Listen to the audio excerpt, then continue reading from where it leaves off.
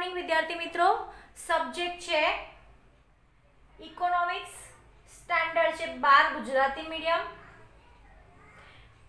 Chapter number 1 અર્થશાસ્ત્રમાં આલેખ, એની આપણે revision lecture જોઈ રહ્યા છે. તેમાં આપણે લાસ્ટ લેક્ચરમાં સેક્શન બી જોયું, આજના લેક્ચરમાં આપણે સેક્શન સી જોવાનું છે. બરાબર, તો સેક્શન સી માં મેં પહેલો પ્રશ્ન આપેલો છે, આકૃતિ એટલે શું અને તે શા માટે દોરવામાં આવે છે. બરાબર, તો અહીં આગળ આપણે હવે લખીને સમજીશું કે તમારે શું લખવાનું રહેશે. તો પહેલો ક્વેશ્ચન છે કે આકૃતિ એટલે શું. એટલે કે આકૃતિ એટલે કે અવલોકિત માહિતીનું ચિત્ર દ્વારા પ્રતિનિધિત્વ. બરાબર, એટલે શું કહેવામાં આવે છે? આકૃતિ. બરાબર, તો તેની આકૃતિ એટલે શું એની સમજૂતી તમે આપી દીધી. ફરી તમારે શું લખવાનું છે કે તે શા માટે દોરવામાં આવે છે. તો કે અર્થશાસ્ત્રમાં અઘરો ને અટપટો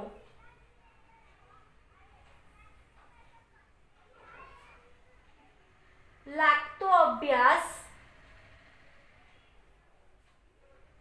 સ્પષ્ટ અને સરળ રીતે સમજી શકાય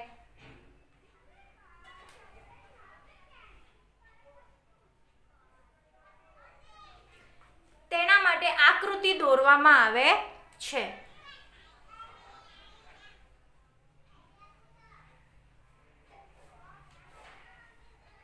બરાબર, એટલું લખી શકાય છે. બીજું તમે શું લખી શકો છો? કેટલાક પરિબળોના જે ફેરફાર આવે છે તે સહેલાઈથી સમજવા માટે આકૃતિ દોરવામાં આવે છે.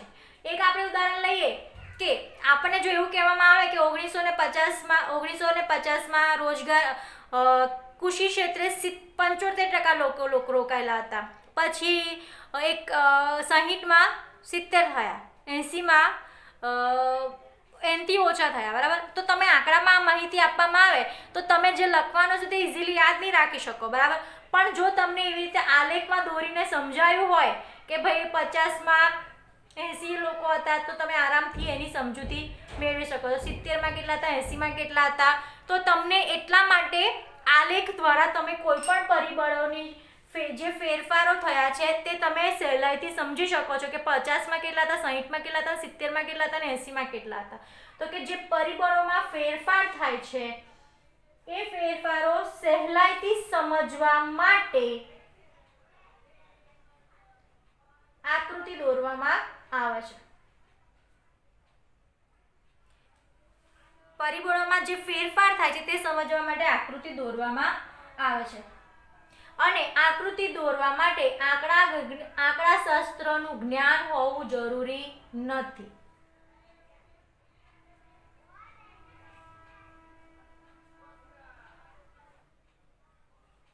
તમારા માટે 2 માર્ક્સનો ક્વેશ્ચન એટલો ઇનફ છે. બરાબર, હવે આપણે જોઈએ સેકન્ડ. સ્તંભ આકૃતિ દોરતી વખતે ધ્યાનમાં રાખવાની બાબતો.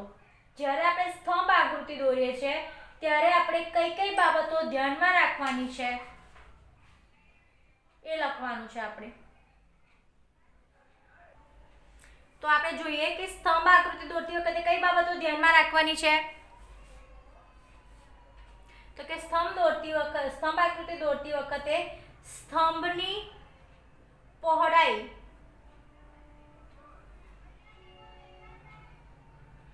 સરખી હોય.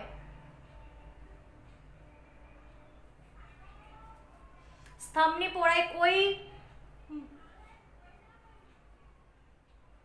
મૂલ્ય દર્શાવતી નથી.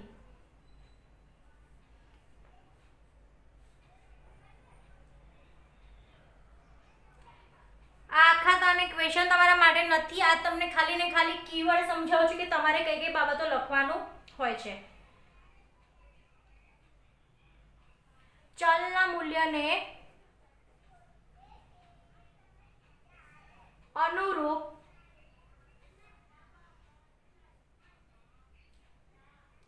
સ્તંભની લંબાઈ અને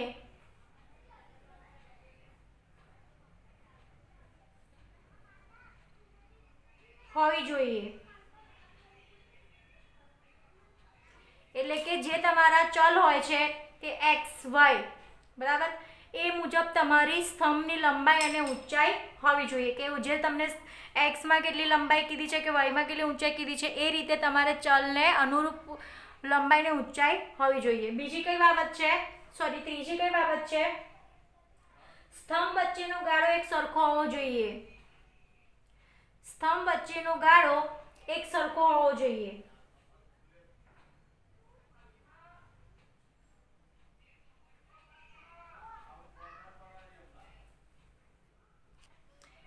એટલે કે ઉદ્ગમ બિંદુથી શરૂ કરવામાં આવતું દોરવામાં આવતું દરેક સ્તંભ વચ્ચેનું અંતર કેવું હોવું જોઈએ, સમાન હોવું જોઈએ.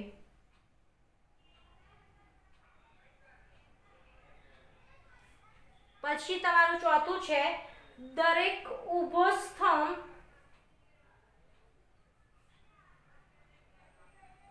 માહિતીના ક્રમમાં જ દોરવો જોઈએ.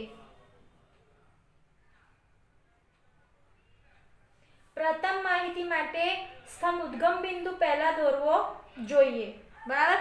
દરેક સ્તંભ ઊભા સ્તંભ માહિતીના ક્રમમાં દોરવો જોઈએ.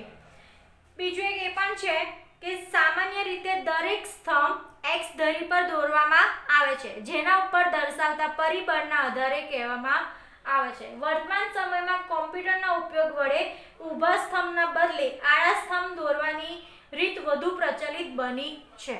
આ જે ક્વેશ્ચન છે તે તમારો શોર્ટ ક્વેશ્ચન આન્સરમાં પણ આવે છે કે એક્સ ધરી પર સ્તંભને એક્સ ધરી પર દોરવામાં આવે છે, બરાબર. બીજું એક એ પણ છે કે અત્યારે વર્તમાન સમયમાં કોમ્પ્યુટરના ઉપયોગ વડે ઊભા સ્તંભને બદલે આડા સ્તંભ દોરવાની રીત વધુ પ્રચલિત છે, બરાબર. તો એટલા વસ્તુ તમારે લખવાનું રહેશે 2 માર્ક્સની અંદર. હવે આપણે જોઈએ ત્રીજો, અર્થશાસ્ત્રમાં આલેખો અને આકૃતિનું મહત્વ સમજાવો. આલેખો અને આકૃતિનું મહત્વ સમજાવો. ત્રીજો ક્વેશ્ચન છે, અર્થશાસ્ત્રમાં આકૃતિ અને આલેખોનું મહત્વ સમજાવો. તો કે અર્થશાસ્ત્રમાં આકૃતિ અને આલેખોનું શું મહત્વ છે, તો એનું પહેલું મહત્વ છે કે આ અર્થશાસ્ત્રની અંદર જે અભ્યાસ બહુ અટપટો છે તે અઘરો ને અટપટો જે અભ્યાસ છે અર્થશાસ્ત્રનો અઘરો અને અટપટો, તેને સ્પષ્ટ અને સરળ રીતે સમજવા માટે આકૃતિ અને આલેખ મહત્વના છે. બીજો પોઈન્ટ એ મહત્વનો છે કે જુદા જુદા વર્ષો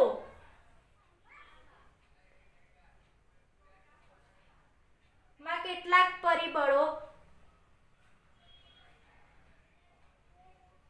પરિબળોના વલણો સહેલાઈથી સમજવા માટે આલેખન જરૂરી છે. કેવી રીતે, તો કે જુદા જુદા, મેં તમને આગળ બી સમજાવી ચૂકી કે 50, 51, 52, તો 50માં ઘઉંનું ઉત્પાદન કેટલું થયું હતું, 51માં ઘઉંનું ઉત્પાદન કેટલું થયું હતું, 52માં ઘઉંનું ઉત્પાદન કેટલું થયું હતું.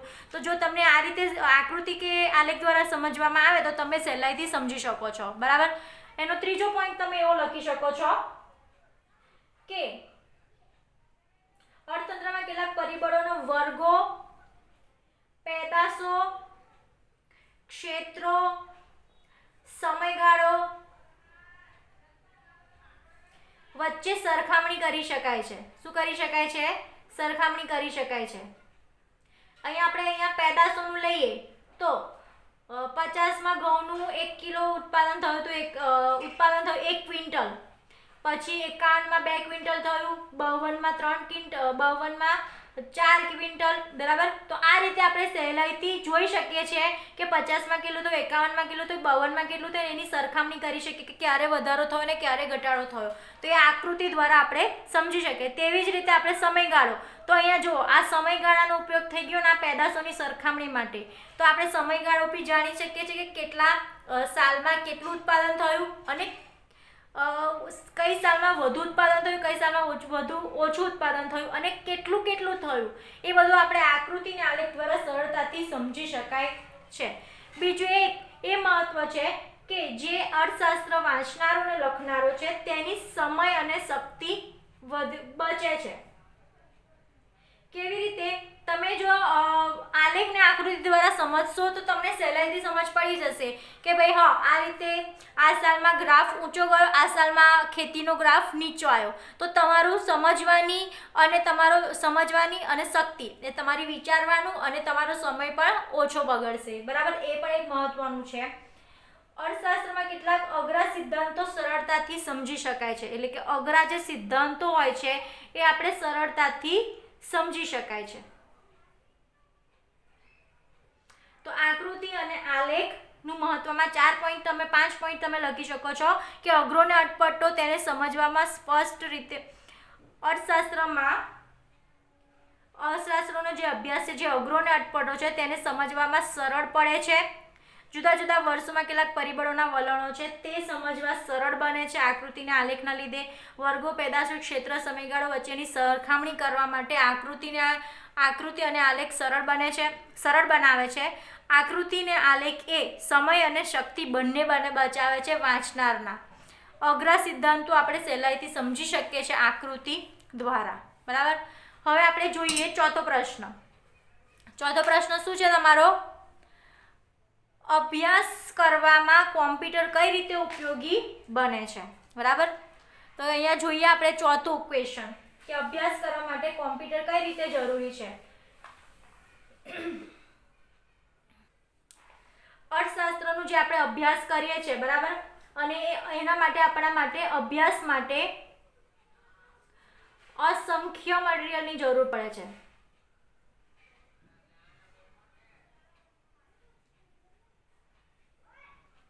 તો આપણને જે અર્થશાસ્ત્રના અભ્યાસ માટે આપણે નોટબુક, ચોપડીઓ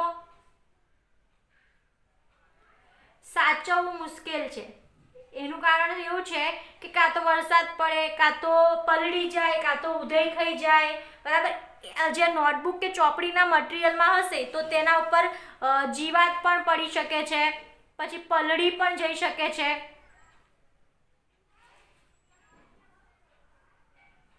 તો જો આ જે નોટબુક કે ચોપડી તેને જો આપણે કમ્પ્યુટરમાં સાચવીશું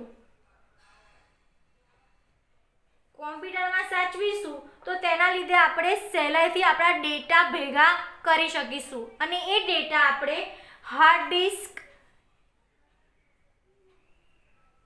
કે પેન ડ્રાઈવ દ્વારા પોતાના પાસે રાખી શકીએ છીએ. બરાબર, બીજું કે તમે ગમે તે જગ્યા પર જાઓ ત્યાં તમે જઈને તેને વાંચી શકો છો. તમે પેન ડ્રાઈવમાં જો તમારા ડેટા લઈ લીધા હશે તો તમારે કોઈ પણ જગ્યા પર તમે ઈમેલ દ્વારા અથવા પેન ડ્રાઈવ દ્વારા કે હાર્ડ ડિસ્ક દ્વારા તમે તે ડેટા ઉપયોગમાં લઈ શકો છો અને કોમ્પ્યુટરમાં જે પણ તમારું મટીરિયલ છે તે સહી સલામત રહેશે. બીજું એક વસ્તુ એ પણ છે કે અર્થશાસ્ત્રમાં કેટલાક જે અટપટી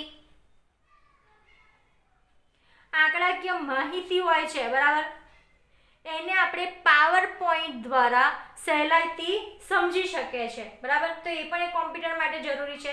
તથા જે આંકડા હોય છે તેને આપણે એક એક્સેલ શીટ પણ બનાવી શકીએ છીએ અને અર્થશાસ્ત્રમાં વિવિધ આકૃતિ કે આલેખ પણ આપણે દોરી શકાય છે. તો તમારે આ ચોથા ક્વેશ્ચનમાં કે અભ્યાસમાં કોમ્પ્યુટર કઈ રીતે ઉપયોગી છે તો કે અર્થશાસ્ત્રનું જે અભ્યાસ હોય છે તે ઉચ્ચ અભ્યાસ અને સંશોધનોની જરૂર પડે છે અને એ મટીરિયલ માટે નોટબુક કે ચોપડીઓ આપણે સાચવવી પડે છે. હવે આ નોટબુક કે ચોપડી સાચવવી એ વિશિષ્ટ કાળજી લેવી પડે છે કે એની અંદર જીવાત ના પડે, એ પલળી ના જાય, તે કાગળનો નષ્ટ ના થઈ જાય. તો આપણે જો આ રીતે સાચવીશું મટીરિયલના સ્વરૂપે એના કરતાં તો બેટર છે કે આપણે કોમ્પ્યુટરમાં સાચવીએ. બીજો એ ફાયદો એ પણ થશે કે કોમ્પ્યુટરમાં આપણે બધા ડેટાની માહિતી રહેશે, લાંબા ગાળા સુધી તેને સાચવીને રાખી શકીશું. બીજું એક એ થશે કે એ ડેટાને આપણે હાર્ડ ડિસ્ક પેન ડ્રાઈવમાં લઈ લઈશું કે ઈમેલ દ્વારા મોકલાવી દઈશું તો એ આપણી જે માહિતી છે આપણે દુનિયાના કોઈ પણ ખૂણે બેસીને તેને જોઈ શકીએ છીએ અને આપણે ગમે ત્યાં જરૂર હોય ત્યારે આપણે પેન ડ્રાઈવમાં કે હાર્ડ ડિસ્કમાં આપણે માહિતી મેળવી શકીએ છીએ. એના સિવાય એ પણ છે કે જે અર્થશાસ્ત્રની જે અટપટી આંકડાકીય માહિતી છે તેને આપણે પાવર પોઈન્ટ દ્વારા સમજી શકીએ છીએ, કોમ્પ્યુટરના પાવર પોઈન્ટ દ્વારા સમજી શકીએ છીએ. અને જે આંકડાકીય માહિતી છે તેની આપણે એક્સેલ શીટ પણ બનાવી શકીએ છીએ. તો આ રીતે અભ્યાસમાં કોમ્પ્યુટર જરૂરી બને છે. હજુ ઘણા બધા ક્વેશ્ચન છે પણ તમારો લેક્ચર ખૂબ લાંબો થઈ જશે, એટલા માટે આપણે બીજા ક્વેશ્ચન નેક્સ્ટ લેક્ચરમાં લઈશું. એન્ડ હવે આપણા લેક્ચર દિવાળી વેકેશન પછી આવશે. Happy Diwali, happy new year. Diwali પછી મળીએ આપણે અને ફરી આપણે એક નવા જોશથી આપણે 12th સ્ટાન્ડર્ડ શરૂ કરીએ.